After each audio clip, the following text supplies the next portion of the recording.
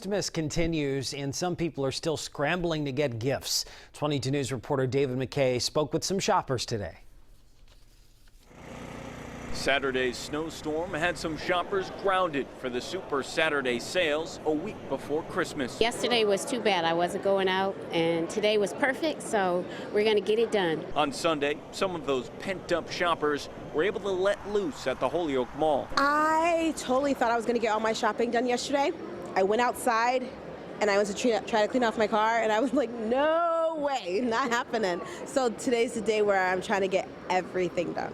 Shoppers big and small had their work cut out for them. For some folks I spoke with today, it wasn't just about getting those last-minute gift items that they weren't able to get on Saturday because of the snowstorm. It was about continuing to shop to get those last-minute deals. Did not put off my plans for holiday shopping because I'm pretty much desperate at this point in time.